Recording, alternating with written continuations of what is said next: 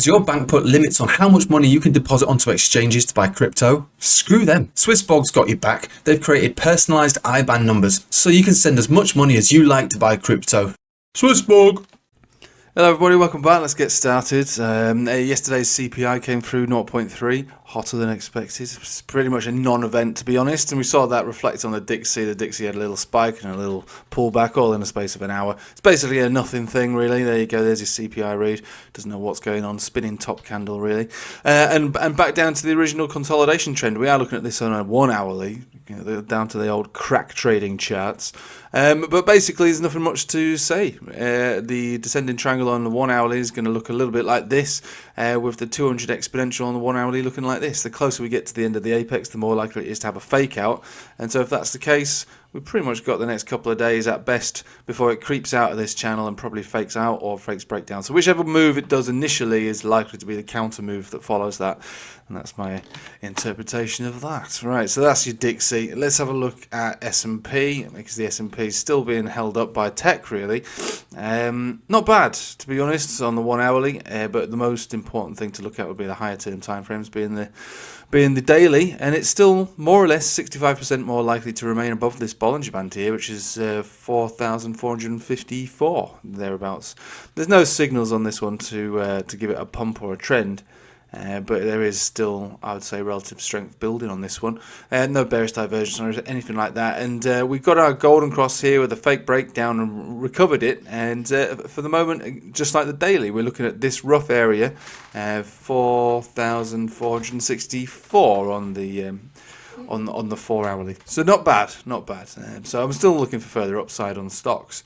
Now, CPI obviously being 0.3 this time, might be even hotter next time, because we're moving up quite rapidly, to be honest with you, on oil.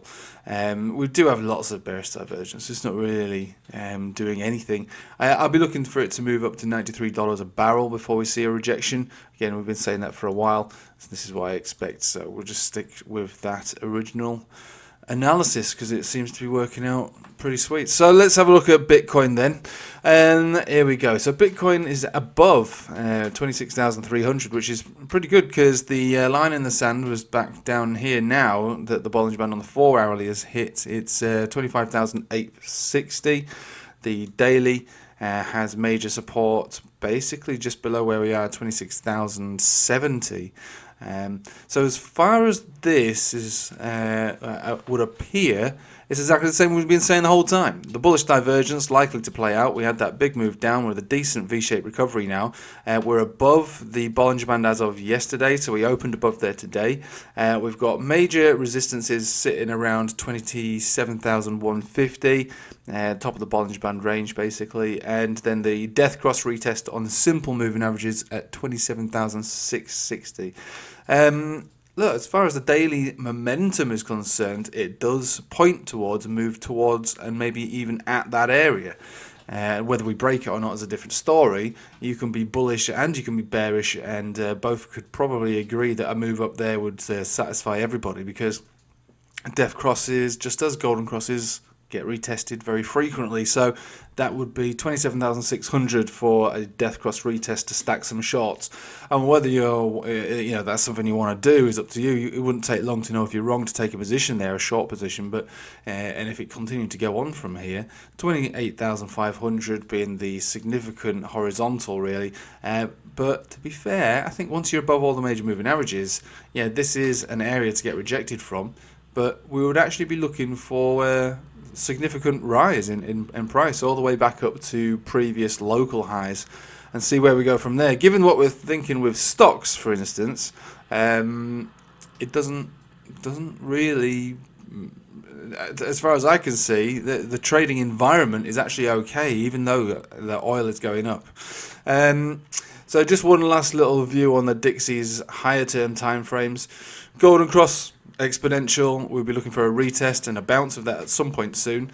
We don't have really anything to be concerned about with the uptrend at the moment, but the major resistance level is 105.3, 105.3. So that's where we'll be looking to see a rejection from, and that rejection could be a significant one that takes us back down towards the 103.5 or thereabouts whenever it happens. This is a daily term time frame. It can take a while for it to play, so just patience is the main thing to focus on, really.